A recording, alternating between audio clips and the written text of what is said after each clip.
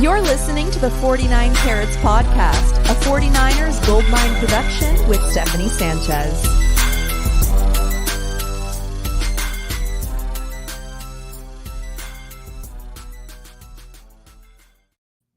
What's going on, everyone? Welcome to another edition of the 49 Carats Podcast. I'm your host, Steph. It is Tuesday, August 13th. Man, for the audio listeners, it's been a while since I had done a show. I was, I guess, a bit of a hiatus, but I'm back. Finished out training camp, was gone this weekend, so I didn't do a show for the preseason game, but today we're going to be talking about that, among other things, with my Monday co-host, but it's on a Tuesday, Weston P. Smith. Weston, how you doing, man?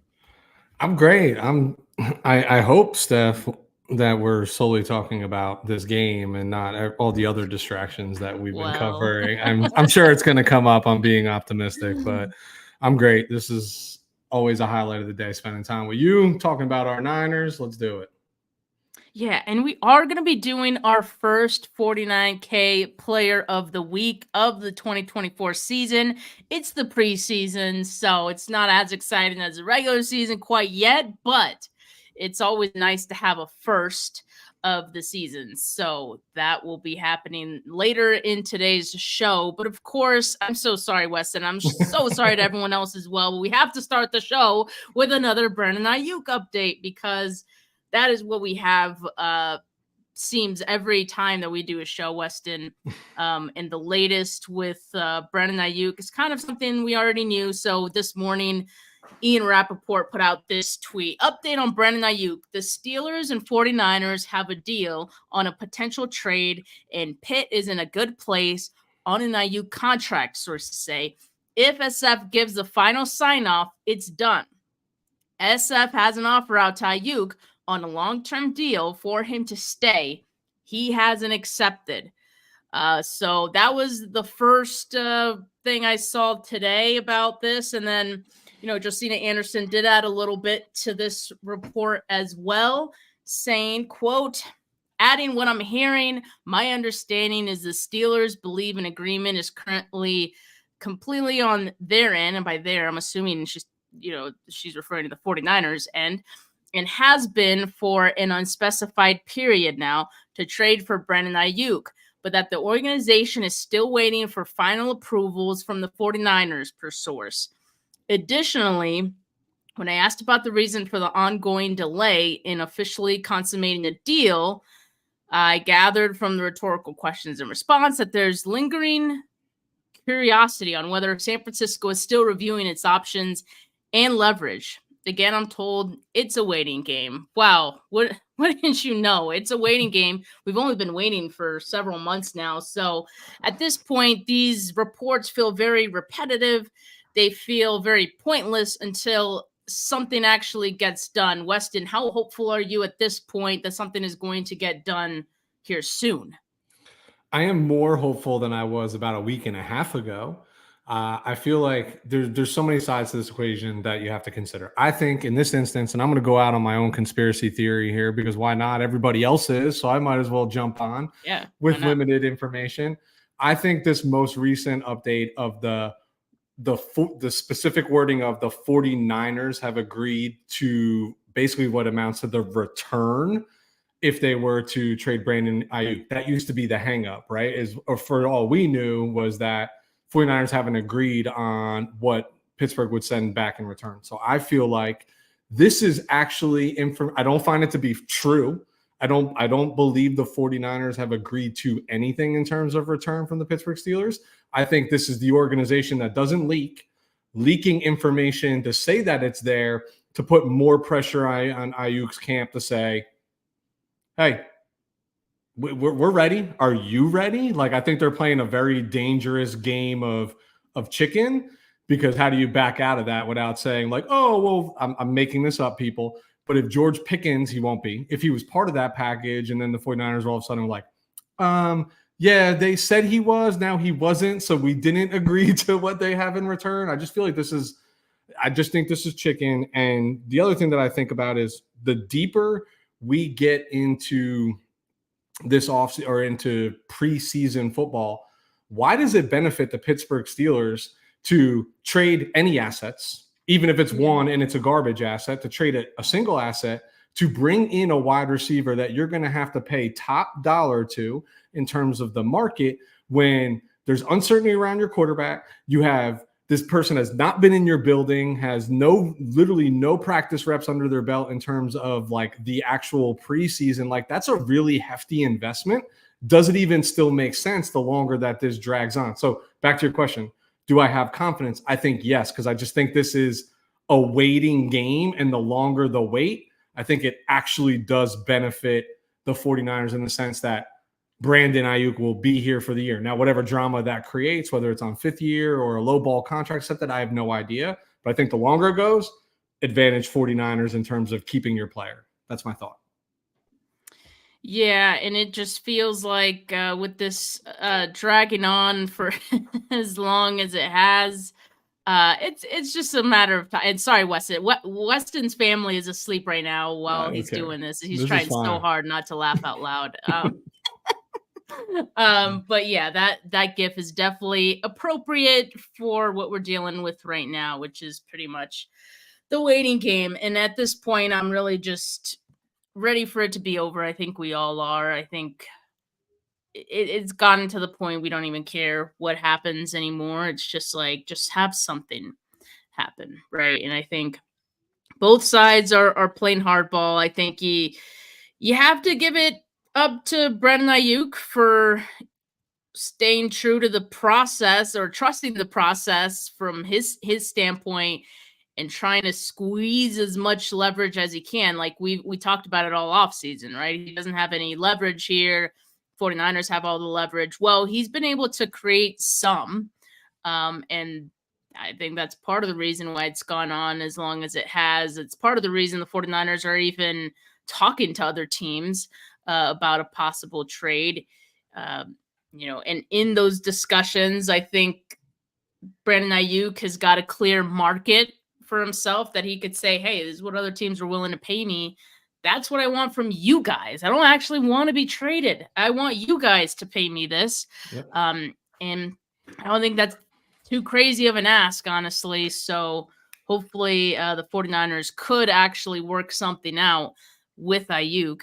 But it seems like we will continue to wait for, the foreseeable future, because every time it feels like something is close, like we get a report like this, next thing you know, it's like a week later, nothing has happened. And then we get another report that's kind of along the same lines of kind of telling us that, oh yeah, something's in place, except it's not. And ironed out. It needs to be exactly. Out. It was like, and then it was like done deal from Pretty Ricky on Twitter, and then it was like, oh well, 49ers have an offer they're trying to work it out, and then we didn't hear anything. So let's just hope that this one actually does amount to something, and we do actually start to see some progress in this, because we're getting close to the start of the season here. I know. Resolution would be pretty nice. Here's my concern, right? Is I want Brandon Ayuk to stay. You want Brandon Ayuk to stay. I would argue most 49er fans want Brandon Ayuk to stay. The ones who are saying they don't are the ones who are just fed up with like the everyday updates and no answer. So that's the conclusion that we all want. But if that happens, and that happens in the form of an extension that his camp is happy with, maybe it's 28, maybe it's 29, but it's going to be sub $30 million that he agrees to. If it's the extension, because I don't think I think there's still a line that they won't cross. But if all that gets ironed out, he's here in camp and ready to go, whatever it might be, the 49ers are going to walk away from this again looking like the geniuses because they got their player at a number that they want. That's going to be their sentiment. And my concern about that is then all of us who are highly critical of how they negotiate and extend their priority players, like we're fed up with it. Like get it done when it matters early, often, stop shooting yourself in the foot, etc. And if they retain Brandon Ayuk on an extension, it's not going to change anything. I feel like they're just going to continue to play this game that just seemingly continues honestly, that is the only side of me that wanted to see Brandon Ayuk move on. Was how else do you learn your lesson? I deal with this with like teaching my own kids, right? Like you can only do the same thing so many times until it bites you in the rear, and it needs to kind of bite them in the rear to figure it out. And I don't feel like if they get the ultimate goal of keeping him, extending him, they didn't learn anything, in my opinion. And that's my concern about the whole process. Yeah, I mean, the process, I think, is flawed from the 49ers standpoint. And at this point, it just feels like they're trying to save some face in all of this and not look like it was all for nothing, so they're really holding on for any glimmer of hope that could still happen. And I think on the same side, like Brandon Ayuk, I think is on the same boat of hanging on until he can get what he wants out of this as well. So I think it's two sides that are gonna keep trying. they're gonna keep trying to get what they want, which is typically how negotiations go. Just, I guess, was hoping it'd get done a lot sooner. But as far as updates on Trent Williams, we don't really have any. And that's kind of the thing, right? Like, had it not been for this Brandon Ayuk situation that we're all kind of distracted by, I think there'd be more not anger, but just like more frustration around Trent Williams not even being signed to a new deal yet, right? Just given how important he is to the team, how there's really not much to argue on that front. I mean, Trent Williams still the best tackle in the league. And so what is there to really figure out there? Just hand him a blank check. Yes. I mean, yes and yes. What have I been saying for weeks with you that we've all been in agreement on? Like, that's the priority. Like, number 11, this is just a distraction. This should have been handled and put to bed. But your all-world first ballot Hall of Fame left tackle who protects your franchise or your future investment needs to be here. I have no faith in how the 49ers are negotiating, so I can't sit here and say, guys, it's all going to work itself out with Trent, because I don't actually believe that. What I believe is happening is Trent, the veteran that he is, with the respect that he has, understands that like the rigors of preseason football and training camp, and I think he's just kind of like, look, I'm going to hang back and I'm just going to scout the scenario. If things change, if Ayuk is out of here and it seems like everything is in disarray, because he's getting firsthand reports from his teammates, right? Like, what's the locker room saying? What's going on, etc. If he's not happy with it, he's made all of his money. He's got his kids. He's going to go live his life. His spot in Canton awaits, right? Like, him coming back is all about, in my opinion, is all about trying to win a Super Bowl. And he has to have confidence that the scenario and the framework around him at least puts them into a similar scenario as it has been in seasons past. And he has that luxury of being able to hang out. And I think that's why the 49ers are prioritizing Brandon Ayuk and saving face, right? Is to get the kumbaya going and be like, all right, Trent, you can stay home for 2 more weeks, hug your family, give them all the kisses in the world, and then get your rear end out here, because we have a week and a half before the season starts by the time you get back here. That very well could be it with the Trent situation. I mean, there's no reason, I guess, for him to rush back, knowing that training camp is more of a formality at this point in his career. Like, he doesn't actually need training camp, except for what I think is preparing for the season. I was on with Jay earlier on Bully Ball, and we kind of talked about this. And Jay said, you need to prepare your body for taking the hits of the season. And I know you don't really take hits in training camp. There aren't actually like tackles or anything like that. But as far as the actual hands-on experience of playing offensive line, I mean, getting those reps in camp and doing those team periods, that is important to get used to that going into the season. And so that's, I guess, what I'm worried about. And yeah, he could wait. He could very well be milking this on purpose. Just, he doesn't feel like training camp's a huge value to him at this point in his career. But I think there is some value, like I said, from the standpoint of just getting your body back into that grind of game like conditioning and things like that. Game shape is different than shape, right? You know what I mean? Like being able to run sprints is entirely different than getting in and out of your stance and people leaning on you, especially. So I agree 100% with your conversation with Aponte earlier. Is you got to callous the body. That's all part of it. That's the contact is a huge perspective of that. So what does that equate to if he misses training? If he misses like snaps in a preseason game? There's two things I think about. This again, a veteran doesn't worry about this as much, but for the younger folk, like just even the hours leading up to a game, strapping on your pads, getting your equipment, doing all that stuff, like you want to go through that before you go out onto the field. Trent's done that 100 plus times, you know what I mean? So comfortable there. But the reality is, it's like, okay, so maybe he starts a little slower. Week 1, week 2 look a little bit like preseason for him. That's fine. But if I'm playing devil's advocate, with the injury bug that's going around this camp right now, do I even want Trent Williams in a uniform? Because I just feel like that would just be another devastating headline, like high ankle sprain with 2 weeks left in camp, and here we go, Which another thing that me and Jay mentioned was a rusty Trent Williams is still better than, most left tackles in the league. Definitely better than Jalen Moore. So I think we'd be okay with it. I just maybe I'm overreacting a little bit and getting a little impatient with it all. But Anthony Leal in the comments from Twitter, hello, Anthony, says, I'm an Eagles fan and this is just a shit show. LOL. I don't know how you guys are going through with this drama. I don't know either, Anthony. I mean, we're fed up with it. We just want to see a resolution with the Ayuk situation. I can't imagine what this has been like for Steelers fans. And I almost want to laugh about it because they've been very annoying this entire offseason, thinking that they're going to get Brandon Ayuk, early in the offseason, like around the draft time and all that. And it didn't happen. Then they had renewed hope because of these recent reports. And I guess it's been kind of fun to see them suffering along with us, but maybe even more because theirs is rooted in more optimism, I think, than us. So yeah.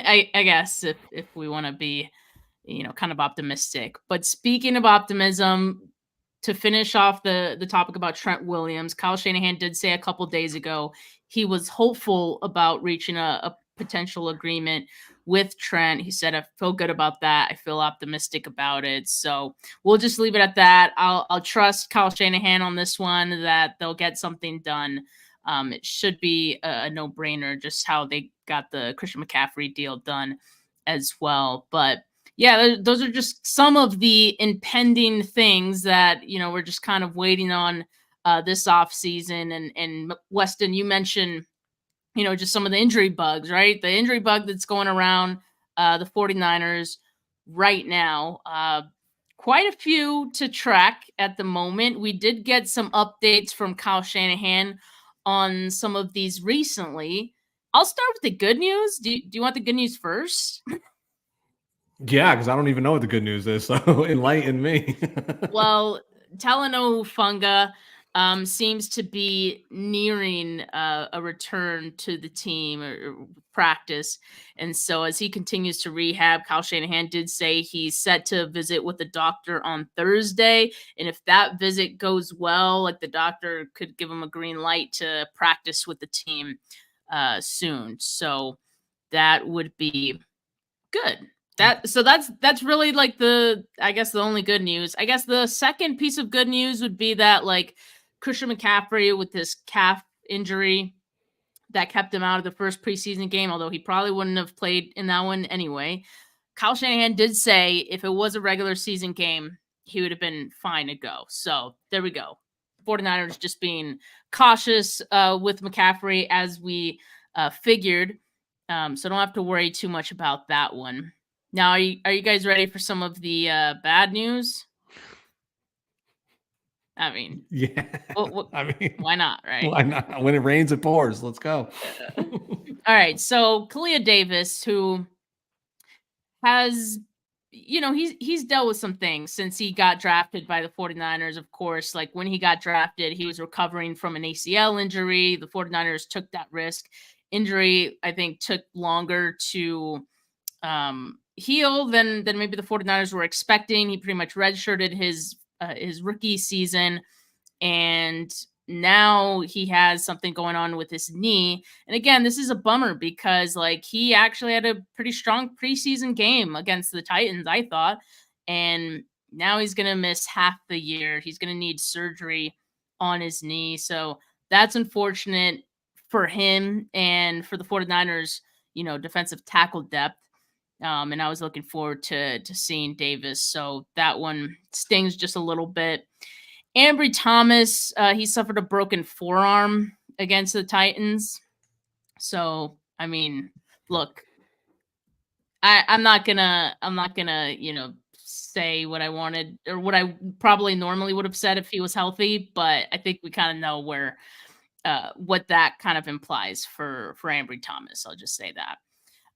Drake Jackson, who's had a very rough go with his injury, which was a patellar tendon, I believe, which is like a quad injury. Remember that Mike McGlinchey had this same injury, right? Mm-hmm. And McGlinchey was actually able to come back the next season, and he was fine. But it had been said then, and people still say it now about and refer to it with Drake Jackson, that those are tough injuries to come back from, that patellar tendon. And Drake Jackson has not been as fortunate as Mike McGlinchey was coming back from that one. So he's out for the season with that one. So that's tough too. Like the edge depth takes a hit, and we're not going to be seeing Jackson for another season. So that's unfortunate for him. And then for the other ones, I feel like some of the other injuries are shorter term, and some of these guys will probably be back before week 1. So, I mean, that's good. But yeah, I mean, there's definitely something going on with the injuries here, right? It's in the water, apparently, in Santa Clara. But it's, I think you hit the nail right on the head, though, Steph. The Kalia Davis and the Drake Jacksons, those are the ones that hurt the most. Not that, I mean, at least I didn't really have any expectations for Drake Jackson this year. Like, I thought anything you got from him based on the additions would be plus side. Of course, based on what they have invested in him, he probably had a real shot of making the 53. But Kalia Davis is the one, because I know they were high on him from the jump, and his college tape screams. And he just, again, like, they were able to get him where they got him and roll the dice on him because he was injured. He was probably going undrafted, right? And they laid one down for him to do that. And then, I mean, you saw it on tape all come together against Tennessee this week. And I guess, listen, I know it's preseason week 1, but he was super productive, very disruptive in I don't know, 25, 30 snaps. And I have to look at the numbers that he was probably around. That's to me, that one hurts, because I think when this defense is humming, the staple's the defensive line, and you're losing 2 potential contributors, one more than another, from an opportunity standpoint this year. And that hurts. I think those are the biggest ones. And I think the other ones, like you said, are like Huff coming back, but we know that was big time. CMC, he'd play if it was a real game. And then everybody else outside of Gorindo feels like day to day. Like, how's it feeling? Are they coming back? And we still have a couple weeks here before the season kicks off. So, thankfully, we don't see some of the names that would, ruin our spirit on this list just yet. But like, that's enough. That's concerning enough that they had to cancel a live practice with another team this week, right, leading into the game.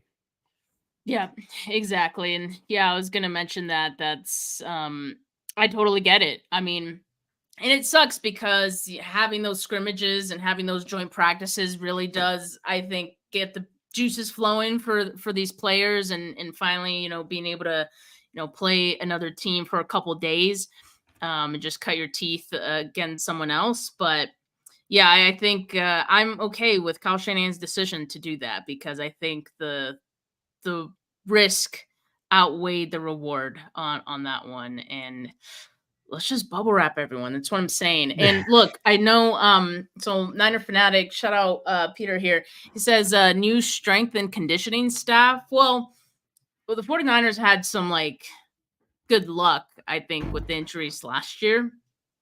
And I think part of that is like them kind of finding some stride, I guess, with the strength and conditioning staff. Like, remember every year, like it was a whole thing. It feels like they finally got their footing. But you probably recall that Ben Peterson, who was their head of health and player performance, left for the Atlanta Hawks this offseason. That was just a couple months ago that he took that job. So I don't know if it's related at all, but I guess like something to keep tabs on. As we know, like it's a huge part of the 49ers staff that is actually, I guess, responsible for keeping players healthy. Like, it's not just the strength and conditioning. But yeah, I think, the health and player performance definitely part of it. And so maybe that is something that's impacting the 49ers in the early going of camp here. But, it is the start of another football season. The 49ers aren't the only ones dealing with injuries. So as long as it doesn't, hurt them in the season, and this isn't a repeat of 2020, knock on some wood, I think I'm okay with these happening now if they don't happen in the season. Yeah, I think if you went around the league and you looked at other people's rosters and injury reports, which we don't necessarily do based on the team we cover, I'm sure it's at or equal to the same length, in terms of how many people are actually hurt or banged up or have some designation right now. I just think we're feeling every little, because of the other distractions. And this is the problem with those distractions. Every little piece hurts a little bit more. Right? Yeah. Like next injury report, you're like, come on, what is happening here? It's the end of the world.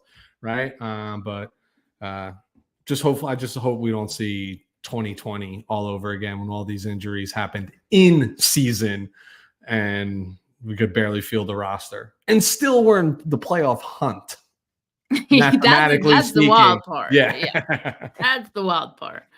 But yeah, I mean, I think hopefully 49ers will get some of these guys back this week, maybe next week, but hopefully before the start of the season.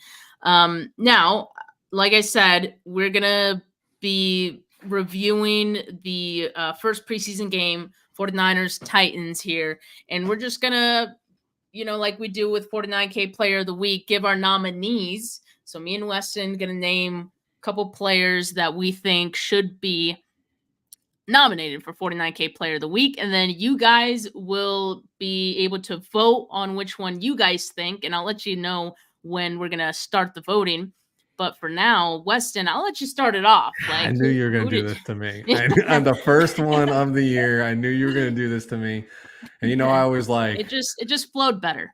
I always like throwing like Jake Moody out at you, right? Coming out of left field for some reason. I'm going to start us off on a smooth path, and I'm going to take the low hanging fruit. And I think someone who acquitted themselves quite well in this game and all aboard and continue to be on the Jordan Mason hype train. Like, he limited exposure by design, right? Like, we knew that was going to happen. Other injuries to running backs, etc. But 6 carries, 34 yards, a touchdown, all looked good on that opening drive. March down the field, everything was, that's almost 6 yards a carry. Falling forward, he still looked like the Jordan Mason that we have seen in the limited opportunities that we have seen him, right, get into the game more in a closing role. But it was really nice to see him get that start. Really nice to see him get into a groove on that opening drive. And that I think why he stands outside of getting into the end zone, he did exactly what I was hoping to see him do in that limited time. And it's like, box checked, get him out of the game, move on. So JP Mason, I'll start with him. Yeah, I think that's a good one, because I think we've seen for like the last couple years, like every preseason, it's like Jordan Mason, he's great. Like, why isn't he getting more opportunities in all this stuff? And I think we've kind of figured that part of the reason is something maybe he's not.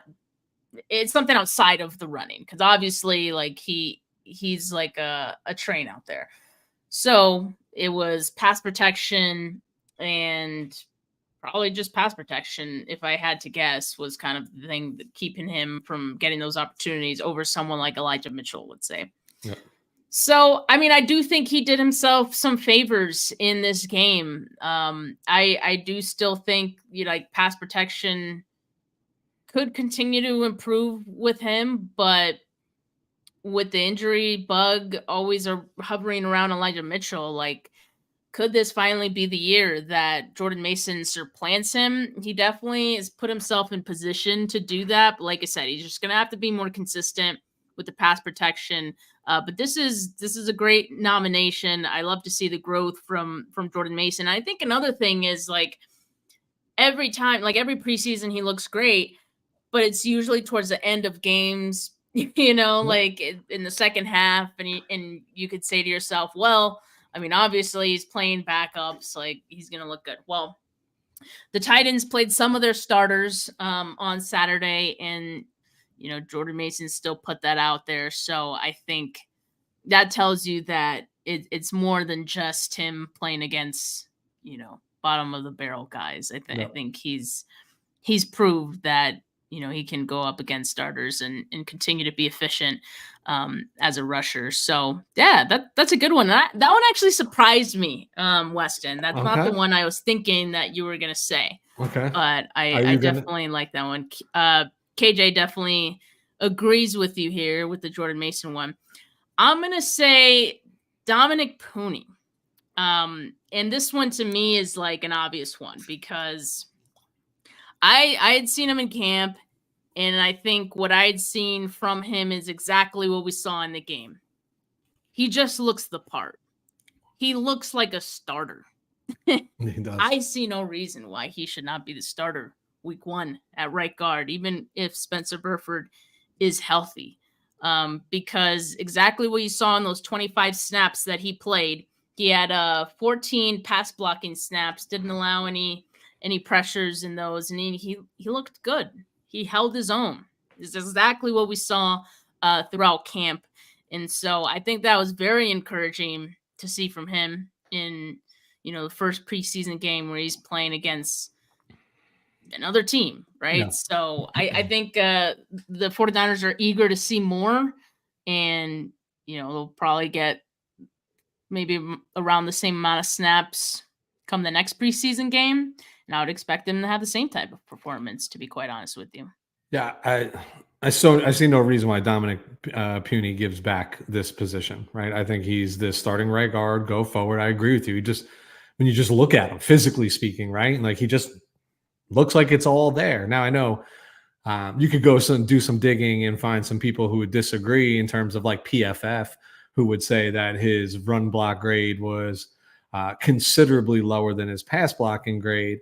But I think that's actually a good thing for a rook with limited experience, that he has solidified himself in the passing game in the sense of like sturdy feet, gets in right position, gets in front of people, and just buys your quarterback time. The experience in the Kyle, I should say, improvement in a Kyle Shanahan running offense will come with the time and with experience. So was it perfect by Pooney? Not by any means.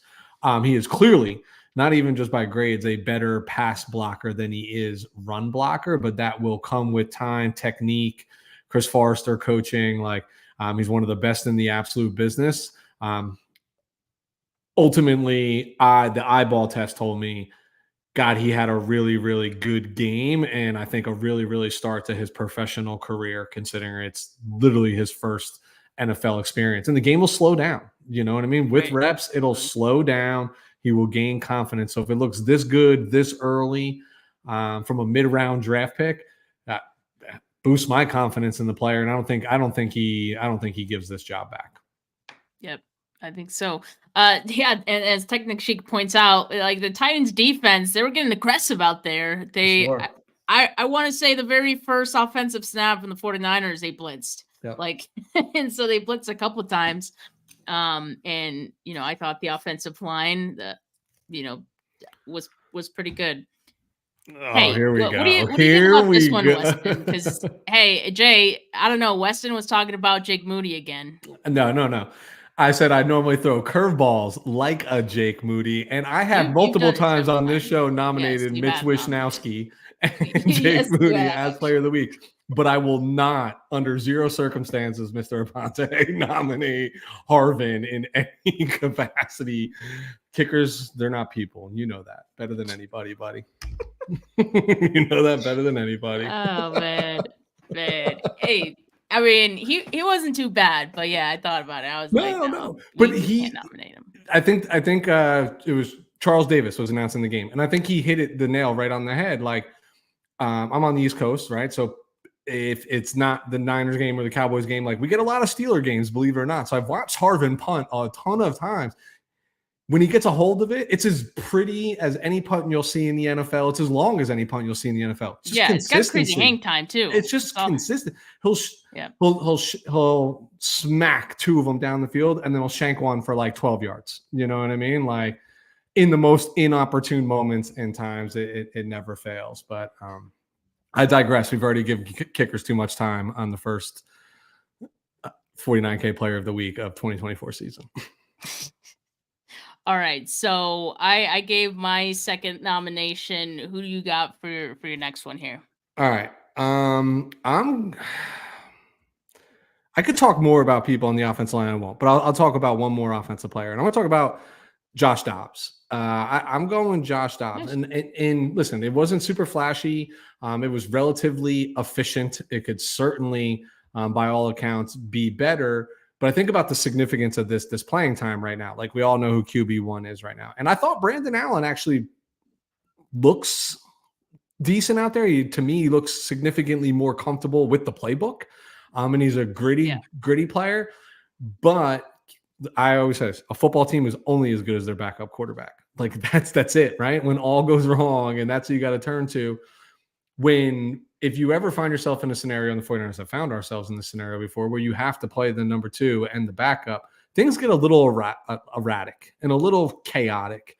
And Josh Dobbs just has that little extra ability that the others don't, that I think is going to, he's efficient enough. He's clearly intelligent enough. He'll pick it up over time, accurate enough, in my opinion, but the mobility and the backyard football that he can play, I think you have to kind of give him the nod, because if he ever finds the field, it's going to be a lot of backyard football. The offense is not going to look like it did with Brock Purdy under center. And I thought, that evident by like the TD run, right? That was big time at that point in the game, swinging some momentum back. He's 14 of 20 for 146 yards. Yeah, he threw the one pick, but I think, to me, why I'm looking at this as critically as I am is because that QB2 race felt very, very wide open, and I think Josh Dobbs took a step up in front of Brandon Allen based on this performance. I think it is wide open as well, and I think what you said about Brandon Allen clearly being more comfortable within the offense is something we saw like in camp as well. But like there's issues with him as well. Like he'll make some of the easy throws look difficult. Like he's Jekyll and Hyde a little bit out there, because there's some passes he'll throw like too high, and it's like, I don't understand how he missed that. Or he'll lead his receivers way too much. He'll throw behind guys. And those are some of the things that even in the preseason game on Saturday, it's like some of those were caught. Like, the receiver made an adjustment to catch those balls. And it's like, oh, yeah, another completion for Brandon Allen. He looks great. He looks sharp. I don't know. I mean, but at the same time, here's how I see it. I like Josh Dobbs. I like what he brings to the table as far as his athleticism, his ability to escape the pocket. That's always nice. And it was cool to see his pursuit to get that touchdown there towards the end of the game. But when I think about what a team is looking for in a backup, I think you want the safe option. Like, you don't want volatile. You don't necessarily need someone who has a higher ceiling. You just need someone who has a high floor. And I think the 49ers will think that's Brandon Allen. just because for the same reason of us thinking like he's comfortable in the offense, and he could do some of the throws, like he won't make all of them, but he'll get you through a game. I'm not saying Dobbs won't, but it kind of just reminds me of the Sam Darnold, Trey Lance like thing, because we were like, why not just take a chance on Lance, right? Like he has so much potential. He has such a higher ceiling. And in this case, Dobbs has been in the league like for way longer than Lance, but it's kind of similar because one has like the athletic ability, escapability that is nice, could be nice. And then the other one's kind of like just the safer option, understands offense a little bit better, higher floor. So I don't know. I don't know what they end up doing. I do like Dobbs, and I think he's exciting to see, especially in these preseason games that, like, come on, preseason games are freaking boring. But he made it exciting. He made it fun. Here's the reality. If any of these two guys have to start a significant amount of games during the season, the wheels are coming off. Let's just be very clear about that. Yeah, like it doesn't even matter which one it is. Yeah. Like they're coming off. Like it's an issue. It's a real issue, I promise you.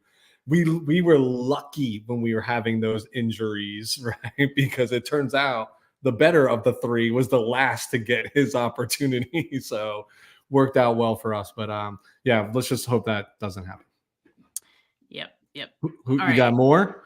I have one more. That's it. It's a preseason game, right? We're not going to go crazy on this one. I have 7 names, maybe even 8. But I don't want to be duplicative of what you're saying either. So I got backup plans just in case, and justification for all of it. That's fair. All right. So my next nominee for 49K Player of the Week is Malik Mustafa. And this also just feels like an easy one for me, just because he made some eye-opening plays out there. It was hard not to notice him, right? First, he had, I believe it was on the 4th down, 4th and 1, like at the goal line, basically. And he comes down pursuit. It wasn't very far, but I'm like, it looked like he was shot out of a missile to get that tackle there. And that was impressive. And not only to keep him from getting into the end zone, you keep him from getting that 1 yard. That's big. And it was a great challenge by the 49ers to challenge that. And, they end up getting the ball back. But that was one play. I thought that was great. And then the other play was a special teams play. Oh, yeah. Where he pretty much just runs right through the block. And I love that because special teams is all about working through your blocks. and I mean, he was not going to be denied. And this is a thing that if you watched any of his college tape, these are the things you see from him, like the crazy pursuit, being able to come downhill. And yes, like because he's a rookie, he's not always going to be going to the right place, but he's going to get there fast. Yeah. And so when he does figure out where he needs to go and all that, and that comes with like just the experience and also like just better film study and all those things, right? He's going to be very, very good. So to already see these flashes and these types of plays, it's instinctual.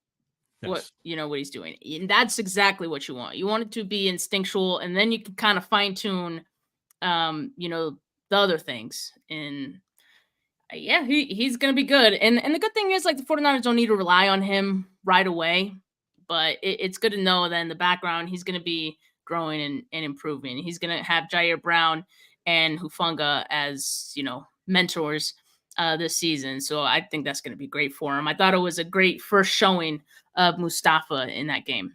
Yeah.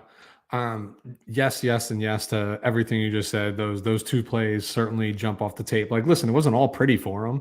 I think you bring up a really great point here. He's at his best when he's just trusting his football instinct and just go and like adhere to your fundamentals. What was so pretty about that tackle at the goal line is everybody else on the defense did their job too. And there was only one lane for him to go, right? Only one hole to plug. It's about plugging holes, but he plugged it at 450 miles an hour and laid the dude out. And to me, that's a turnover. that he creates. I know it's just turnover on downs, but it is a turnover in my book when I am keeping stats, because he not only brought the ball back to the 49ers, but certainly changed the guard with holding them out of the end zones. Special teams, that's where he might be most viable early in this season and get his reps and be a reason he's on the 53 or even the 46 week to week. This guy's got a really good opportunity. But another one that has all the fundamentals and the skills are there. Like, the sky is the limit for this guy. It's just, can you piece it all together? And I do believe that will come with reps. We're going to say this about all the rookies and all the second-year players. They just need more experience and more opportunity for the game to slow down a little bit for them. But I think the one thing I still need to see, and it's hard to see this in the preseason because you're talking about sometimes 10, 12, 20 reps for certain players. That's not nearly a full game. Right. What does pass coverage look like, right? And I know by all accounts in camp, he's found the ball a couple times, right? And then he's created some turnovers, but want to see that in the game too. But yeah, I mean, the arrow's up and to the right for Mustafa, and I can't wait to see what it amounts to. Yep. He's definitely got range. And, Kyle Shanahan was very complimentary of him too after the game as well. So he's on the right path for sure. All right, Weston, do you have any One other? more. I know you said you have. I'll do one more. Okay, one more. Do What one you more. got for us? So I'm totally doing a political thing here. This was a toss-up between D. Winters and Tatum Bethune for me. This me saying that that's Bethune on my list, but I'm going to say Winters in this particular instance because he's the one who has the most realistic chance to see the field early and often this season. Now, you can go back and watch. Statistically speaking, even if you go back and watch all 22 or even just the game on NFL Plus Rewind, whatever, I don't care. It was another one. It wasn't all great for. But I remind everybody that D. Winters didn't see a lot of field at all last season, right? So to me, he's still a rookie. The only advantage he has is, he's got a year in the playbook, but another defensive coordinator. But now he's getting his opportunity, yes, because of injuries. And I do see him taking advantage of it. Here are the good things, right? Like, obviously you saw a couple stops behind the line, but another one, when you think of 49er linebackers that have done really well over the last 15, 20 years, they all have one thing in common. They fly to the football. Yeah. And this dude is fast, sideline to sideline, and he's a thumper when he hits you. We know that. I think but what you really saw was inexperience from him because he's so fast, he over pursues. And the NFL is the league of cutbacks. If you give somebody a cut, and that's just pursuit angle. That's all it is. That's just knowing responsibility. You take away that back hip. So they can't cut back up field on you, but this league will cut back on you all day long. But in terms of just like natural instinct and gift to find the ball and find the ball carrier and find the right hole, saw that time and time and time again. And with his speed, look, is he Fred Warner in coverage? No, but he doesn't feel like a liability at the linebacker spot because with that speed, in theory, he could run with anybody, right? Like he can down the seam across, and you saw it enough. I think he really does have a good shot, depending upon how long, until Greenlaw's back. I think he's got a shot. Like I think he's gonna find the field often, and it's. I don't care what sport you play. Everyone will tell you speed kills, and he has this in abundance. If you can just get him to trust the instinct and hawk the carrier, like he might be a problem, right? Like he could be like another Greenlaw that people just weren't thinking about and talking about. I'm not saying Dre Greenlaw is an exceptional football player and that injury hurts, but that injury might have just created an opportunity for us to see another diamond in the rough we have found beyond the 5th round in an NFL draft.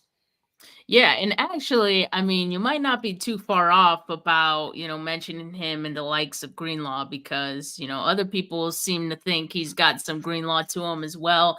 When he had so I was at the game, right? And so I could see the field from a distance. I didn't watch the TV one live, watched it afterwards, but watching him at the game, he had the black sleeves on. And he has a number 53, and I'm like, he's got a Navarro Bowman aesthetic to him going. And I'm not saying he's like the next Bowman. I'm just saying like he had the sleeves and like just the way he like stood around like before, they get into like the huddle or like after they break the huddle. He just, I don't know. Look out for that next time. And I want to make sure I'm not tripping. But then when I saw it on TV, I was like, okay, no, I don't think he looked like that. But but he's fast. Anyway, he is fast. No, he is fast. Like I definitely love his playing style. And like you said, that's 49ers football right there. That's a 49ers linebacker. He's such a Niner. Like that's the baseline of what you're looking for. And they got it, right? And then you just kind of mold it into being a startable linebacker in this. I mean, the 49ers have done a tremendous job in developing linebackers. Sure and making the most out of them, even when they've been drafted in like later rounds, right? So I have no doubt like D Winters is on that trajectory of being able to do the same. And I also think that this is some time coming because he has had a pretty strong camp as well. And I agree, like if he's not starting week 1, I think he'll be starting at some point shortly after that. No. Like I just think it's a matter of time, right? Before the 49ers like do want to see more. I always think the 49ers are on the side of caution when it comes to like playing younger players. Like they really got to trust you. But I think he's going to be building that trust. And yes, he's going to make those rookie mistakes and like over pursuit and things like that. But kind of like what we were saying with Mustafa, it's like, if you're fast, all we got to get you to do is figure out where to go. Yeah. Like if once you get that down, like you're gonna be unstoppable. So totally. I definitely feel that way about D Winters, and I was wondering about whether or not I wanted to nominate him. So I'm glad you ended up doing it. But yeah, I think at this point we got a pretty strong group of nominees here for 49K Player of the Week, the first one of the year after the first preseason game against the Titans. Who do you guys think should be 49K Player of the Week? Let us know in the comments, live chat. Even the Twitter viewers can vote on this, and I could see your chat. So make sure you guys let us know who you think should be 49K Player of the Week. In the meantime, while you guys get those votes in, Weston and I are going to put somebody or maybe a couple people on notice. Now, it is the first preseason game, so I don't think we're going to be too rough on people for this one. But Weston, did you have anyone that you wanted to put on notice? Because I do. Matt Breida. Like, sorry, buddy, the reunion's over. You put the ball on the turf, bro, in preseason one. Everybody's all like, the reunion tour. Big no. The reunion tour. Can't put the I really don't know. Like, I agree with you. Like, who am I gonna beat? And then you're probably gonna say a name, and I'm like, I should have said that. But yeah, I would just say Breida can't put the ball on the floor, man. Like, just can't do it when you're fighting for a spot on a team. Can't do it. I think that's definitely a good one. The one I'm going to say, and not to rain on his parade, but I'm going to say Ambry Thomas, just from the standpoint of the performance in this game before he got hurt. I mean, definitely wish him a speedy recovery. But before that, it was a pretty rough showing for him in this game. And I don't know, like we know he's kind of struggled with confidence in the past, I think. And he, at times, like it feels like he has to get that confidence built up again. And I think like Steve Wilkes kind of did that for him last year. But like the way that he played and just like, maybe I'm reading into it too much, but the body language, everything, like it just looked like someone who knew or has a feeling like he's not going to make the roster. And that's what you don't want. Like, that's what it looked like to me. Yeah. And so I think that showed in the way that he played. He had one or two missed tackles in this game, and he wasn't the only one. All right, no, I'm not saying he's the only one. There was a lot. Yeah, there was a lot going on. But for someone who needs to be scratching and clawing to make this roster, I mean, obviously that wasn't the type of performance that's gonna do it. So for that reason, I'm putting Ambry Thomas And, on notice. and I probably sound like a broken record because I'm sure we mentioned this many times last year throughout the season when he was being put on notice.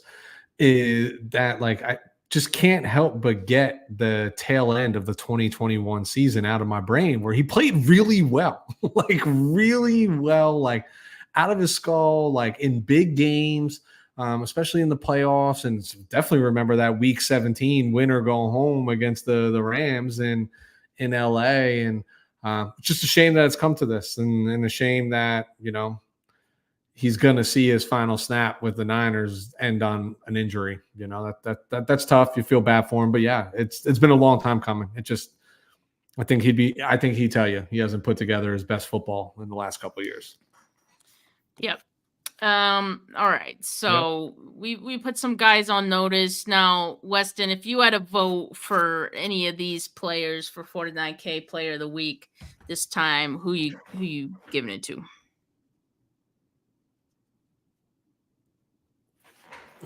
Giving it to Dominic Puny. All right. I also am gonna give it to Pooney. And hey, like we got a few votes. Not the greatest showing on the votes, but The hey, listeners are rusty like we are. preseason. Yeah, preseason. Yeah, baby. we got to get back into the groove. So I'm gonna forgive you guys in the live chat.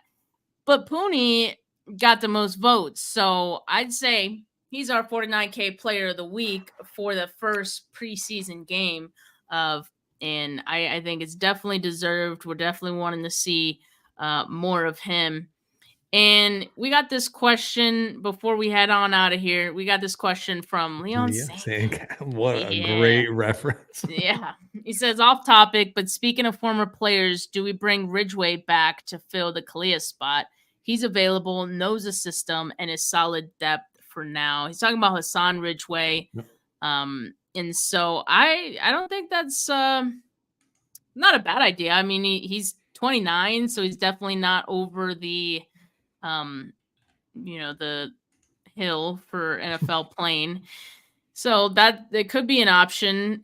I don't doubt the 49ers are going to bring a veteran defensive tackle in. I saw the Dolphins waived defensive tackle, and I hope I'm saying his name right, Tyler Tart. Yep. So maybe he could be an option. I don't know too much about him, but I know the 49ers are going to be looking for a defensive tackle. And at this point, you just want depth.